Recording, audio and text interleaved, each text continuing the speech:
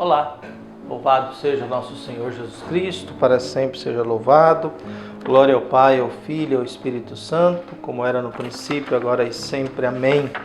Queridos irmãos e irmãs, paroquianos da nossa paróquia, Nossa Senhora da Abadia, Diocese de Cristalândia, graça e paz. Que Deus abençoe e ilumine a todos nós, pedindo a Deus sempre a graça e a bondade para nós e para nossas famílias. Hoje, dia 18 de agosto, nessa sexta-feira da 19ª semana do Tempo Comum, nós temos o Evangelho de Mateus, capítulo 19, versículos de 3 a 12. O Senhor esteja convosco, Ele está no meio de nós. Proclamação do Evangelho de Jesus Cristo, segundo Mateus. Glória a vós, Senhor. Naquele tempo, alguns fariseus aproximaram-se de Jesus e perguntaram para tentar. É permitido ao homem despedir sua esposa por qualquer motivo? Jesus respondeu: Nunca lestes que o Criador, desde o início, os fez homem e mulher? E disse: Por isso o homem deixará o pai e a mãe e se unirá à sua mulher, e os dois serão uma só carne. De modo que eles já não são dois, mas uma só carne. Portanto, o que Deus uniu, o homem não separe. Os fariseus perguntaram: Então, como que Moisés mandou dar certidão de divórcio e despedir a mulher? Jesus respondeu: Moisés permitiu despedir a mulher por causa da dureza do vosso coração, mas não foi assim desde o início. Por isso eu vos digo: quem despedir a sua mulher e não ser com caso de união ilegítima e se casar com outra, cometerá adultério. Os discípulos disseram a Jesus: Se a situação do homem com a mulher é assim, não vale a pena casar-se. Jesus respondeu: Nem todos são capazes de entender isso, a não ser aqueles a quem é concedido. Com efeito, existem homens incapazes para o casamento, porque nasceram assim, outros porque os homens assim os fizeram, outros ainda se fizeram incapazes disso por causa do reino dos céus.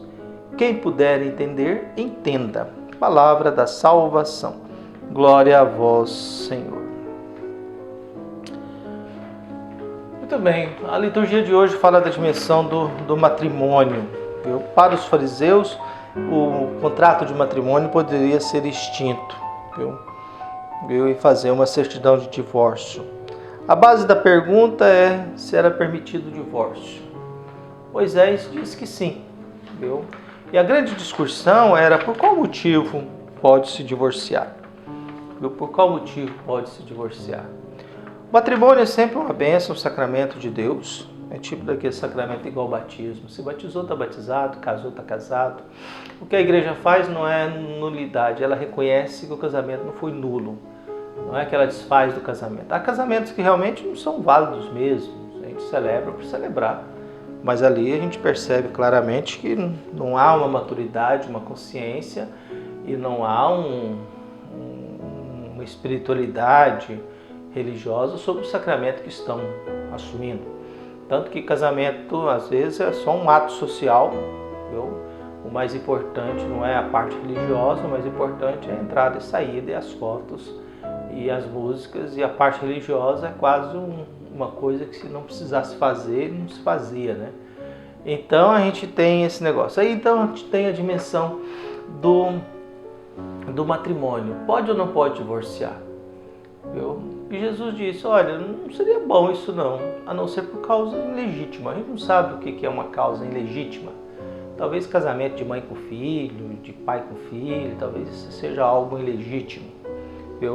Mas o fato é que Moisés permitiu, mas a critério é, mas qualquer motivo.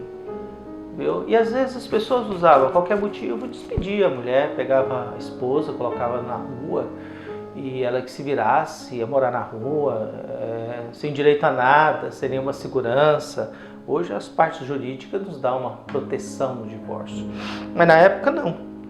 E Jesus rebate isso. Isso não. Primeiramente é preciso ter consciência da condição.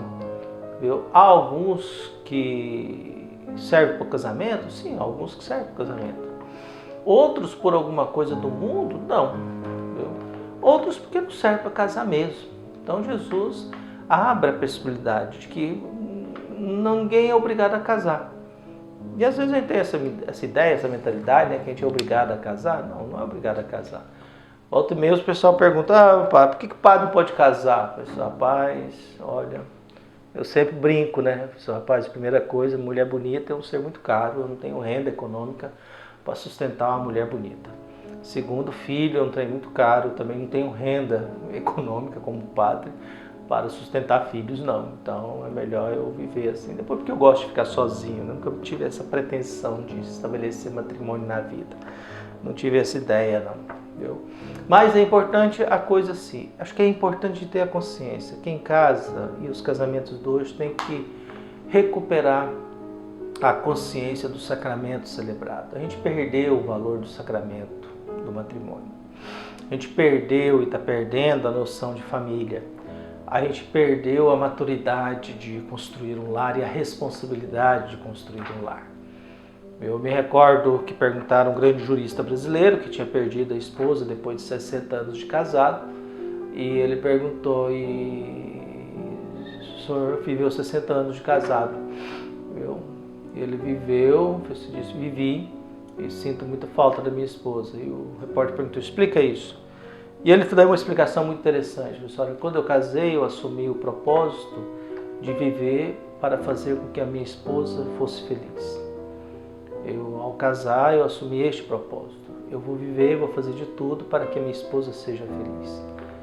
E, por algum motivo, ela também assumiu o mesmo propósito. Ela viveu para que eu fosse feliz. E a gente cuidou um do outro e fez de tudo para que o outro fosse feliz até o dia da morte. E ele dizendo que já tinha escrito não sei quantos sonetos só pensando nela depois que ela morreu. Então, quando a gente inverte isso, não, eu vou casar porque eu quero que você me faça feliz. Aí a gente começa a estragar tudo. Quando eu quero que o outro me faça feliz, aí eu começo a complicar tudo. Mas quando eu tenho a consciência que a minha obrigação é fazer com que o outro seja feliz, aí sim o casamento vai para frente. O difícil do hoje, porque nós estamos muito na lógica do consumo. E eu também me recordo muito interessante de um teólogo brasileiro que dizia o seguinte, olha, quando você for casar com alguém, a primeira coisa que você tem que ver se você gosta do cheiro da pessoa. Se você gostar do cheiro dessa pessoa, esse cheiro vai durar a vida toda, porque a beleza passa. Então por isso que casamento é na alegria, na tristeza, na saúde, na doença, na beleza e na feiura. Então a gente vai buscando isso. E nisso ele dizia, eu estou casado há mais de 50 anos e eu estou longe da minha esposa, eu sinto falta do cheiro dela. O cheiro dela me faz falta. Então a gente olha nessas partes românticas e a gente diz, o problema de hoje é isso. A gente tem que recuperar o valor do matrimônio. A gente tem que recuperar o valor do construir uma família. A responsabilidade de construir um lar. Jesus é questionado, podemos divorciar, mas qual que é o critério? Vocês vão divorciando por qualquer motivo? Qualquer razão? Vocês vão, qualquer motivo joga a esposa fora com os filhos e pronto? Não é bem assim não. Se você tomou a decisão, e aí Jesus alerta, é preciso saber se você sabe, está preparado para essa vida. Porque aí Jesus também abre a possibilidade de, por algum motivo, principalmente renunciar ao casamento por causa do reino dos céus, que é aquilo que nós fazemos, que é aquilo que a igreja nos pede. A gente renuncia a uma família, um lar, uma casa, uma convivência afetiva, um matrimônio, por causa de prestar um serviço à igreja. Há alguns que não servem para casamento mesmo, é melhor ficar para titi e para titia, que será muito mais feliz e muito mais útil. Então eu sei que a gente tem que recuperar isso, porque nesse casa-descasa, nesse mundo que nós estamos, o que a gente percebe é umas coisas que vai levando só mais sofrimento e as pessoas mais se perdendo, sem saber o que fazer da própria vida e da própria história. Um abraço e até mais.